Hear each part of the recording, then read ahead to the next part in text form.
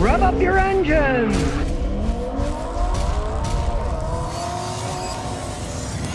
Okay, today we have an interesting car. This is a 2017 Honda Accord Sport. A lot of people don't know much about Honda Accord Sports. In 2013, they started making them. It's a little bit upgraded from a Honda Accord, a little bit more horsepower, a little bit better handling. This particular one is a 2017, and as far as I'm concerned, it's actually one of the best ones they ever made. Because as we look under the hood, this is the reason I say it's probably the best one. This is a 2.4 liter, a nice sized 4-cylinder engine. It does not have a turbocharger on it. This thing could just last and last. As I said, this is a 2017. The problem with the new ones are you're either going to get a turbo smaller 4 with GDI that's going to wear out faster, or you're going to get a hybrid. Granted, it gets phenomenal gas mileage, the hybrids, but as they age, the technology, when it does break down, costs a small fortune if you can even find somebody who knows how to work on it. This particular one, 115 on it, 8 years old now with the new models out, and hey, he just bought it recently, so we're going to go through the whole thing, but I doubt if I'm going to find anything serious wrong with them because these things are so well made. We got a visitor, Peeps is sneaking out. There she is. She decided to try my chair out. Now, this thing does have a CVT transmission. I'm not the biggest fan, but as we look inside, you know, it's got paddle shifters. Okay, you can put it in S and you can do paddle shifting. But wait a second, it's a CVT transmission that doesn't have gears. As crazy as it sounds, paddle shifters are to shift gears, right? It doesn't have any gears. So what the heck's going on? Well, when you use the paddle shifters, it can't go from 5th gear to 4th gear to 3rd gear or whatever because it doesn't have any gears. But when you push them, it simulates the same type of gear ratio by changing the movement inside the CVTs of the belts and pulleys. So it's a fake shifting. It's not shifting any gears. A lot of people aren't really big fans of this. Personally, if I was buying this year car, I would get a 6-speed manual transmission, and you'd never have a lick of problems with it. It's so much simpler. Now, Honda hasn't had any particular problems with these things yet, but I believe the owner of this car might think that there's something wrong when it isn't, because Honda told him, oh, there's nothing wrong, and he thinks he kind of loses a little acceleration. I'll bet you it's in the CVT, and we're going to try that out when we road test it. But it doesn't burn oil. You can see it's in excellent shape. And the interior, hey, it's got a beautiful interior. It's held up quite well. And yes, it's a sports, but it has 4 doors, so you can use it as an actual car. Nobody's climbing in and out, pulling the seats out. And as we start it up, you can see it's set up pretty well. You can see everything, the tach, nice setup. And I like that the screen is built in. It's not one of those ugly screens that's sticking up in the air like somebody stuck a rectangle in front of the windshield. It's a very well designed, and the seats are extremely comfortable. And my favorite, it doesn't have a sunroof. The only thing it ever did with cars that I got, and they had sunroofs because I buy used cars that come with a sunroof, that's the way it goes, is they all leak over time and create electronic shorts that drip on your head in the storm. I don't want a car with a sunroof. The Matrix doesn't have a sunroof, and I like it that way. 115,214 miles, so let's put our scan tool and see what shape it's in. But before I forget, I love it because it has an actual key. It's not one of those stupid push-button jobs. So here we go. It's already identified it because it's a pretty new car, so it should go pretty fast. We'll do standalone diagnosis. We don't need to record any of it. My brain will record it. It's going to do a full topology scan, so here we go. It's going to run through everything, and you can see it's run through, and it's pretty fast. Now, generally when a car is 7, 8 years old, you're going to find a few problems here and there, but I can just about guarantee you most of them are just going to be stupid things like communication loss because somebody replaced the battery and didn't reset it and stuff like that. You can see the car's perfectly clean inside, other than him thinking he's got a little bit of kind of hesitation, but I think that's the crazy CVT transmission. They often get a little bit glitchy as they age. Found a whopping 2 trouble codes, so we'll start up. ABS, traction control. Let's see what crazy code that thing's got. Different diameter tire detection. Well, obviously at one point in time, somebody put a wrong size tire on this car. It's got the same size as on it now, but somebody did, and the computer isn't going to forget that until you reset it. So let's erase that code. Okay, here we go. Get rid of that. Let's see, it's got rid of that one. So we will go to the main control here. It's colder today, so there we go. We'll see what code that is. And we have catalyst converter system below threshold. So we're going to erase that too, see if it comes back when we road test it. But what I see with this, if you get bad gas, let's say the battery got low, tripped some of the other codes, that code is going to stay there until somebody gets rid of the stupid thing. Now I've got rid of it. We'll see what happens after we drive it around.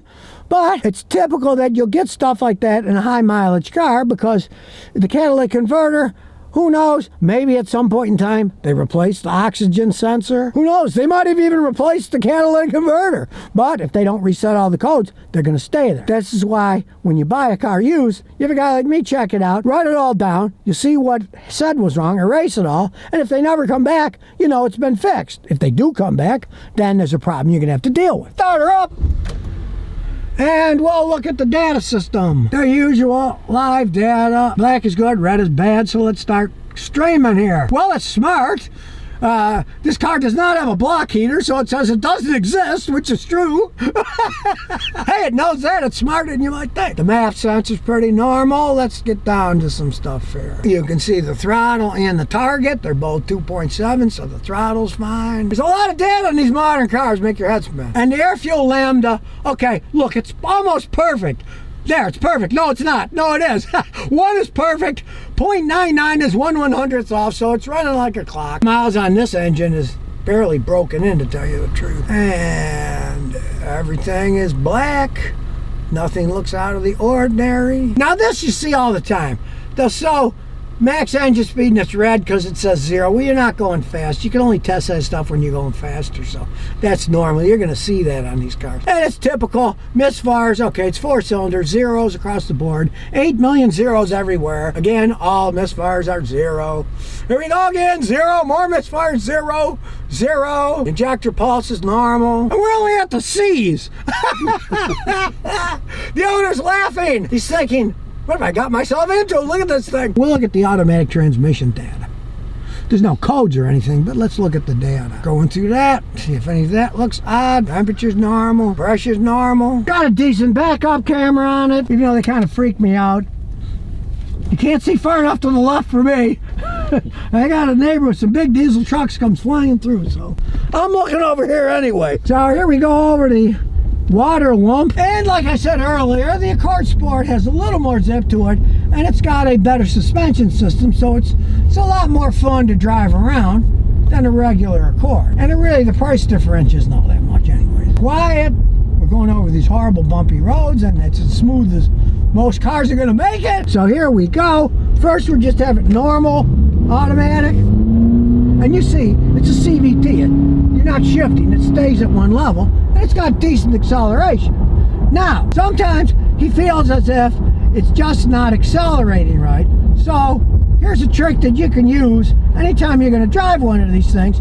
If you think you got 100-something thousand miles in your transmission, it's maybe acting a little bit up, you do this. We take it out of drive and put it into S. Now we're in 1, and that's like first gear, but there's no gears.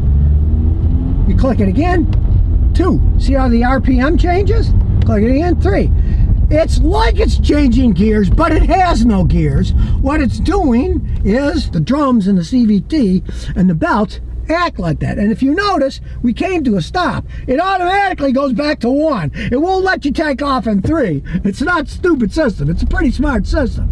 So then again, let's say it's not accelerating right, but you do this, then you shift it to second and third and so on. Any of your acceleration problems go away, like it was kind of bogging down, but now it's not. That means that the regular CVT transmission is a little worn. This has got 115,000 miles, and if you want, you could drive it that way or just live with it. It is interesting. It's fake gears. They're not real gears. It's doing it with paddle shifters, so you feel like you're shifting gears, even though it doesn't have any. Come to a stop, there it is. It shifted back down to 1 itself.